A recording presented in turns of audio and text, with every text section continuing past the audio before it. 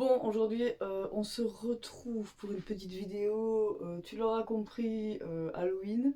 Alors je t'invite à t'installer confortablement, que ce soit dans ton lit, dans ton divan, euh, confortablement en dessous d'un petit plaid, parce que je vais te raconter des petites histoires. Bon, elles font pas trop peur, parce que je les raconte aussi, je les raconte, hein.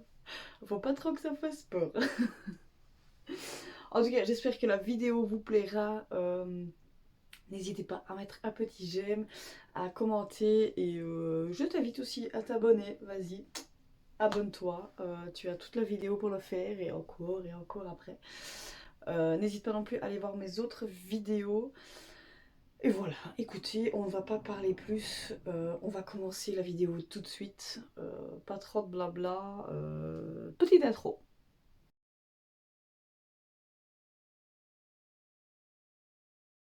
Première histoire. Ça se passe en France, à Lyon. Nathalie, qui est infirmière, vient tout juste de terminer son service. Il est 5 h du matin, les rues sont désertes forcément, parce que soit les gens dorment, quoi, tout simplement. Et donc elle prend sa voiture en direction donc, de sa maison. Et très vite, en fait, elle remarque qu'une voiture est en train de la suivre depuis un bon petit moment. Au moment de la dépasser, la voiture en fait s'est juste rabattue violemment près de... Je suis un peu stressée, c'est pour ça que j'arrête pas de bouger, je suis désolée.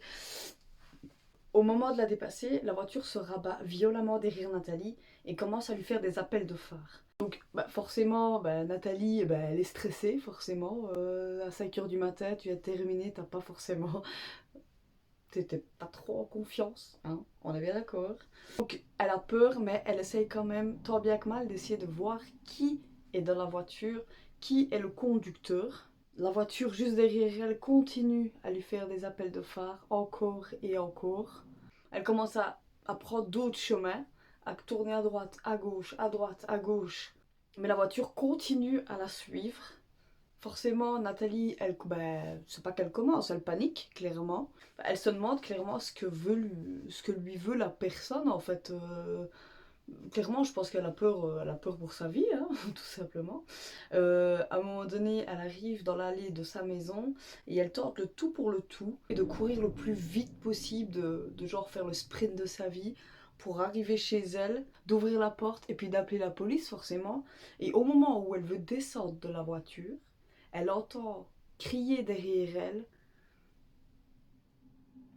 enfermez-vous et appelez la police. C'est naïf.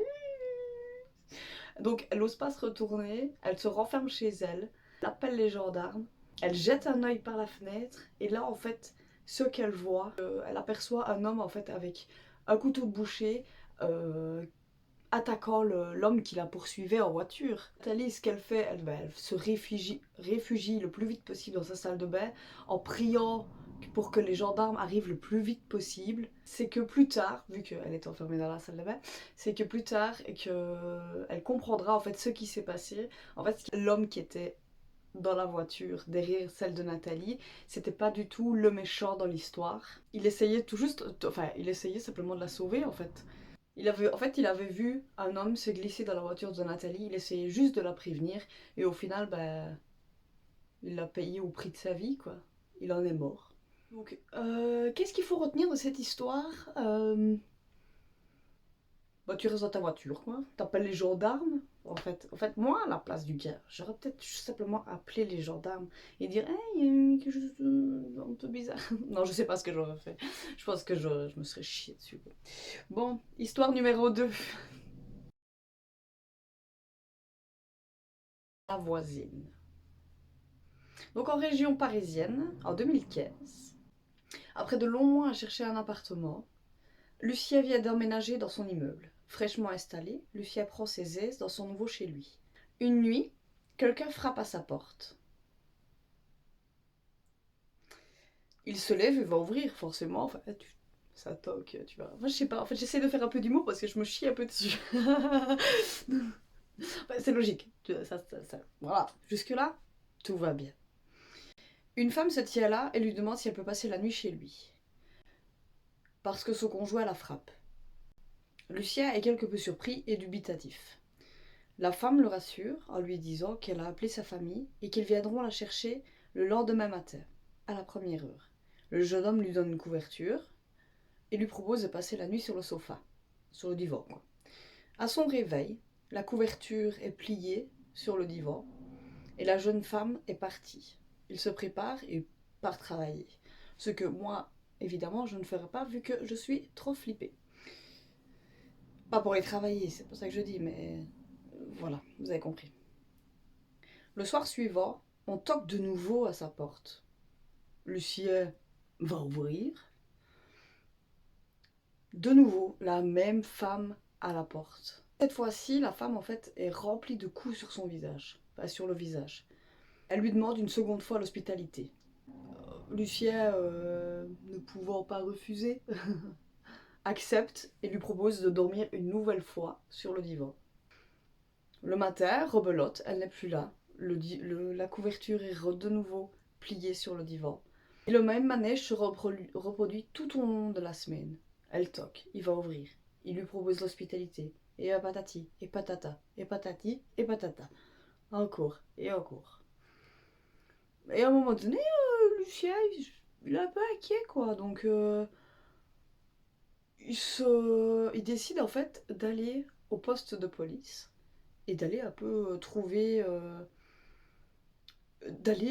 d'expliquer un peu la situation de ce manège de cette voisine surtout qui vient chaque fois toquer à sa porte et lui demander l'hospitalité. Et à un moment donné, l'agent lui montre une photo sur laquelle il reconnaît la femme. La police lui apprend que cette femme a été battue à mort dans son immeuble par son conjoint et est décédée de ses blessures il y a plusieurs mois. Voilà.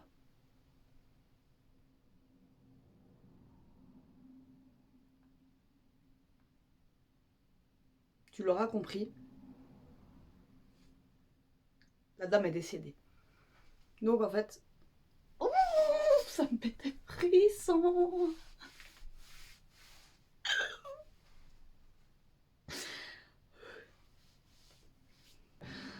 Ah, dites-moi en commentaire. Là, je vais m'arrêter là parce que voilà. Dites-moi en commentaire si vous aussi vous avez vécu des trucs un peu paranormal ou voilà, moi ça m'intéresse. Honnêtement, moi je pense pas en avoir déjà vécu, à moins que j'ai complètement oublié ce passage-là de ma vie. Je vais un peu allumer aussi parce que voilà, c'est mieux. Parce que j'ai des frissons de malaise. Oui, à moins que j'aie complètement oublié. Normalement, non. Donc, j'ai la chance de... Pourtant, j'y crois quand même. J'y crois beaucoup. Mais j'ai la chance de ne pas... de ne pas encore avoir vécu quelque chose de bizarre. Tout simplement. Sur ce, je vous laisse. Je vais pas blablater plus. Je te laisse juste t'abonner donc à ma chaîne, à mon Insta, à mon TikTok, blabli-blablou, comme d'hab, tu sais. Qu'est-ce que je voulais dire? Semaine prochaine, un vlog un peu spécial. Tu le verras, tu verras. Pas spécial dans le sens où il va se passer des trucs de fou, non, non, non, juste spécial. Voilà. Le mois prochain, vidéo très très spéciale pour moi. Vous verrez. Voilà. Et du coup, je te laisse t'abonner à cette chaîne, activer la petite cloche pour voir toutes ces vidéos un peu spéciales. Il y a beaucoup de spécial dans ma phrase. Mais voilà. Donc, je te dis à la semaine prochaine. Prends soin de toi. Bisous. Et n'oublie pas aussi de t'abonner, de mettre un petit j'aime, de partager la vidéo. Ça me ferait plaisir. Ça ne coûte rien, c'est gratuit. C'est un bouton, tac, tac, tac, c'est fini.